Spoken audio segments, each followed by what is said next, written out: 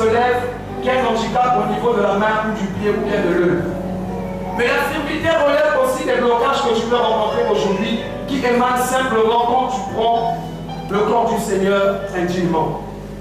Tu peux me dire, bon, moi, bien que je suis dans le péché, mais quand je prends ça, il ne se passe rien en moi. C'est vrai, il ne se passe rien en toi. Mais tu es censé savoir aussi dans ta vie, il y a certaines choses qui ne marchent pas. Alors, dans la vie, tu peux défier même tout le monde. Tu peux défier un général. Le Seigneur te viendra dans ce coup. Tu peux défier même Satan. Le Seigneur sera avec toi. Mais quand tu défies Dieu et que tu n'es pas dans les normes avec Dieu, sache une chose, que tu prononces un jugement contre toi-même. Est-ce que je parle à quelqu'un ce matin? Je ne veux pas pousser à quelqu'un à dire que tu peux prendre le fait que tu t'es repenti. Mais la Bible dit que chacun s'examine tout le long de la semaine. Comment t'es-tu comporté? La journée d'hier, dans quel état tu te trouvais? Tu sais toi-même si tu étais dans une boîte de nuit et que ce matin tu arrives à l'église. Si tu trouves que tu es capable de croire, viens croire. Il y a des conséquences spirituelles et physiques dans la vie d'une personne qui prend cela. J'aimerais te dire que ce passage, comme le Seigneur le disait, ce n'était pas pour condamner quelqu'un, mais c'est pour te permettre de voir réellement si tu es en communion avec Dieu. Tu dis que tu pries, mais tu as des ennemis par-ci par-là. Alors si tu es genre d'ennemi avec ton frère, penses-tu que Dieu va écouter ta prière? Alors que Dieu est un Dieu qui unit, mais il n'est pas un Dieu de la division. Et dans ton cœur se trouve déjà le lien de la division que Dieu déteste. Or, le Seigneur nous a laissé deux ordonnances, qui est la Sainte Seine et le baptême d'eau. Ce matin, nous voulons obéir à cette parole. C'est vrai, ces choses ne sont qu'un symbole, mais ces choses ont une répercussion spirituelle et physique dans la vie de l'homme qui en prend. Alors ce matin, essaie de discerner ta vie. Comment tu t'es comporté devant le Seigneur? Qu'as-tu fait? Qu'as-tu dit? Qu'est-ce qui est sorti de ta bouche? Par toi, tu as divisé plusieurs personnes. Rien que par ton langage, tu as poussé aux gens de se refroidir dans les choses de Dieu. Mais ce matin, le Seigneur te donne encore une occasion. Non pas pour te mettre dehors, mais pour te rapprocher de lui. Et pour te rapprocher de lui, il y a une seule chose à faire, c'est de se reprocher. Est-ce que je parle à quelqu'un ce matin? Le Seigneur veut que tu te repentes de tes péchés. Je ne connais pas ce que tu as fait. Mais pour s'approcher de la table, tu es en communion avec ton Dieu. Sans problème avec quelqu'un. Tu te reproches de rien. Et je me permets de nous rapprocher de la table et d'être autour de la table avec les frères. Pour montrer que je suis uni avec eux et uni avec le Père. Mais ça ne s'arrête pas aux conséquences négatives. Il y a aussi des conséquences qui sont simplement positives dans la vie des hommes. Et quand celui-là en prend, dans son corps, il se passe quelque chose. Sans que quelqu'un t'impose les mains. Mais en prenant le repas du Seigneur, tu déclenches en toi le processus du miracle. Alors si les choses étaient bloquées dans ta vie, en prenant cela, les choses seront débloquées. S'il y avait l'obscurité dans ta vie, c'est la lumière qui va rentrer parce que ce que tu vas prendre, c'est Dieu en toi que tu fais rentrer. Or, notre Dieu est la lumière du monde. Si l'on doit donner dans les prières, tu finiras par être éclairé par celui qui demeure en toi qui est la lumière. Amen. Et ce matin, le Seigneur veut t'inviter simplement à la table. Mais pour s'approcher de la table, il y a des conditions. La première condition, elle consiste à recevoir dans sa vie Jésus comme Seigneur et Sauveur. Tu as donné ta vie au Seigneur pour dire que Seigneur, j'ai tout abandonné pour te suivre, pour être avec toi. Mais si tu l'as fait, ça ne s'arrête pas seulement là. Il y a encore quelque chose qui s'ajoute, qui est le fait qu'après avoir reçu Jésus, quelqu'un doit passer par les eaux du baptême. Et le baptême dont nous parlons n'est pas un baptême que j'ai pris quand j'étais enfant à l'église Notre-Dame. Non, Sainte-Bernadette. J'étais bébé, je ne savais rien. Mais la définition du baptême nous dit que c'est l'engagement d'une bonne conscience envers Dieu. Celui qui s'engage, il est conscient des choses qu'il pose. Il est conscient des actes qu'il pose. vis-à-vis du monde, vis-à-vis des gens qui sont autour de lui. Mais un bébé ne peut pas poser un acte bien après dire que j'ai mal agi. Est-ce que je parle à quelqu'un? Et ce baptême consiste que tu sois plongé dans l'eau. Et un modèle pour nous, c'est Jésus-Christ lui-même. Quand il est venu, il a été plongé dans l'eau. Pas un gobelet d'eau qu'on a renversé sur la tête, ça ce n'est pas un baptême. Passer sous un drap, ce n'est pas un baptême. Mais le vrai baptême, c'est être plongé dans une eau qui coule. Est-ce que je parle à quelqu'un ce matin? Et ce matin, tu vas essayer de t'examiner toi-même. Est-ce que réellement tu es en communion avec Dieu?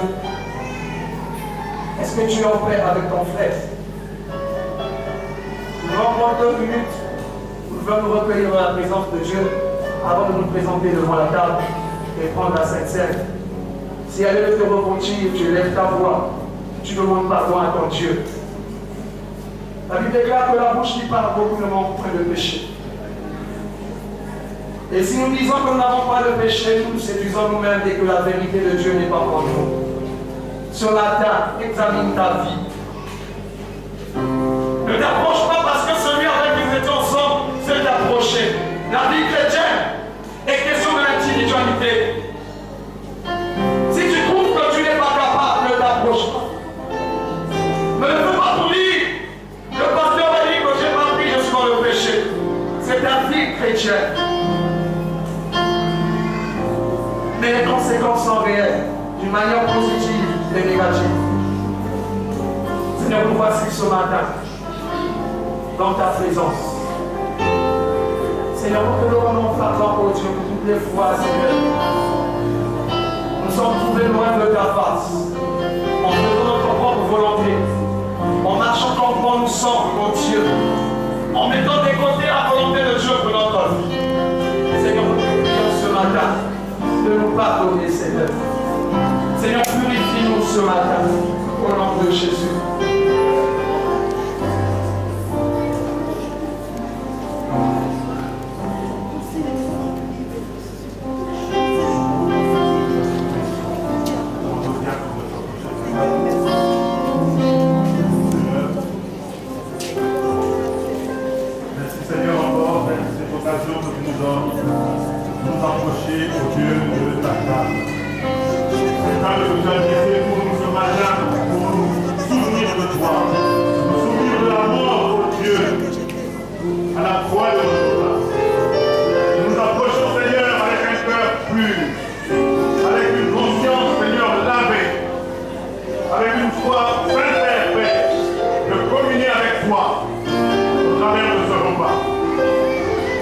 Seigneur, merci. Parce qu'en prenant ce repas, oh Dieu, nous voulons nous souvenir de toi. Et nous voulons annoncer ton retour. En prenant ce pain, nous voulons nous souvenir que ton corps a été brisé à la croix pour nous. Pour nous sauver. En prenant cette coupe, nous voulons nous souvenir, Seigneur, que ton sang a été versé. Versé, oh Dieu, pour nous laver, pour nous purifier, pour nous attacher de la malédiction de la loi.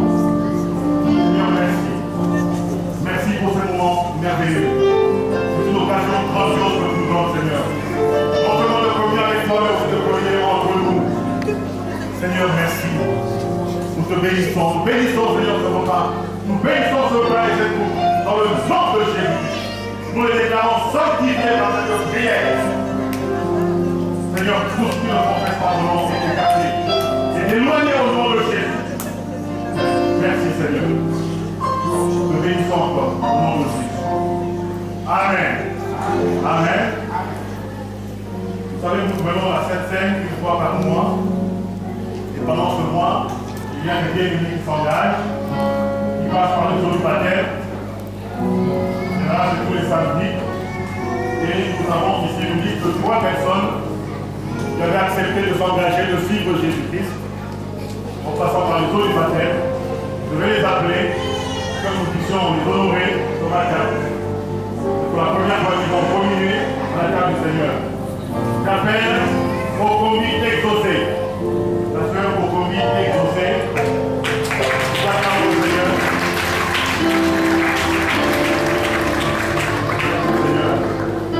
J'appelle Mangoubi Darista.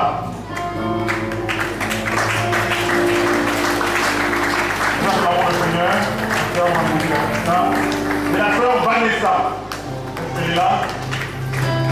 Ah, merci.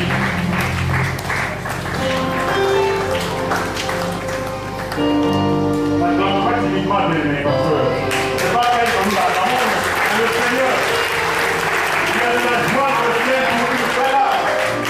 Il donne à Dieu au Seigneur qui suit Jésus. Ici à la croix, là, qui suit Jésus. Amen. Nous allons d'abord prier pour ces trois âmes. Une courte prière. Dire Seigneur, fortifie-les dans leur foi, dans leur engagement, dans ce chemin qu'ils ont de suivre. Prions le Seigneur. Père de gloire, nous voulons te dire merci pour cet engagement qu'elles ont pris de te suivre. Fortifie-les dans leur foi, Seigneur. Affermis-les, Seigneur. Oh Dieu. Et que véritablement cet engagement soit pris pour l'éternité. Aujourd'hui et à jamais. Que le diable ne vienne pas nous perturber. Seigneur, merci. Merci au nom de Jésus. Amen. Amen.